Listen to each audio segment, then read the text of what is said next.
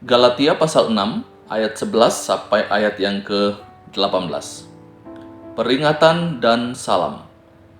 Lihatlah bagaimana besarnya huruf-huruf yang kutulis kepadamu dengan tanganku sendiri. Mereka yang secara lahiriah suka menonjolkan diri. Merekalah yang berusaha memaksa kamu untuk bersunat, hanya dengan maksud supaya mereka tidak dianiaya karena salib Kristus. Sebab mereka yang menyunatkan dirinya pun tidak memelihara hukum Taurat, tetapi mereka menghendaki supaya kamu menyunatkan diri, agar mereka dapat bermegah atas keadaanmu yang lahiriah. Tetapi aku sekali-kali tidak mau bermegah, selain dalam salib Tuhan kita Yesus Kristus. Sebab olehnya dunia telah disalibkan, bagiku dan aku bagi dunia. Sebab bersunat atau tidak bersunat tidak ada artinya, tetapi menjadi ciptaan baru, itulah yang ada artinya. Dan semua orang yang memberi dirinya dipimpin oleh patokan ini, turunlah kiranya damai sejahtera dan rahmat atas mereka dan atas Israel milik Allah. Selanjutnya, janganlah ada orang yang menyusahkan aku, karena pada tubuhku ada tanda-tanda milik Yesus.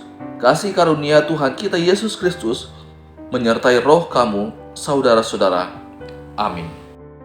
Saudaraku yang dikasihi oleh Tuhan Yesus Kristus, dalam bagian firman Tuhan ini, Paulus mengingatkan jemaat yang ada di Galatia.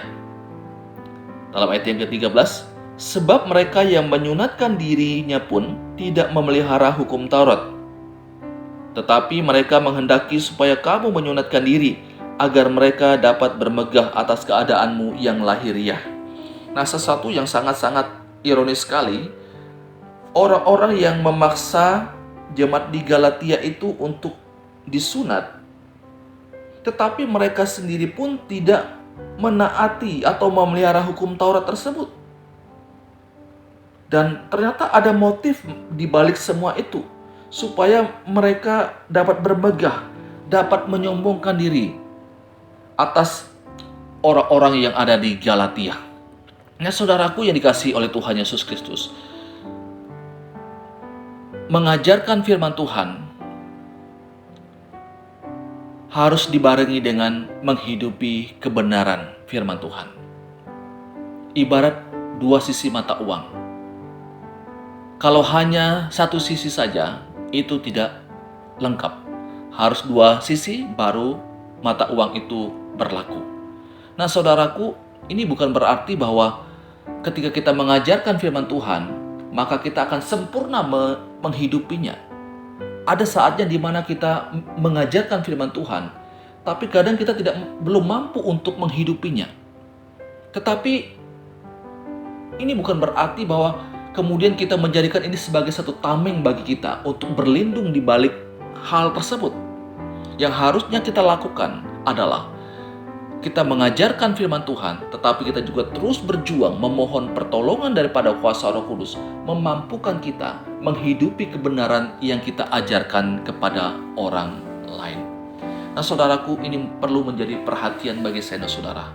Kiranya kita terus belajar firman Tuhan, tetapi setelah kita belajar firman Tuhan, mari kita juga berjuang dengan pertolongan daripada kuasa Roh Kudus untuk menghidupi kebenaran yang kita pelajari. Apalagi kalau kebenaran firman Tuhan itu kita sudah ajarkan kepada orang lain, maka itu juga menjadi peringatan bagi kita untuk terus menjaga hidup kita ini, biarlah kita boleh menjadi teladan dalam kehidupan kita setiap hari.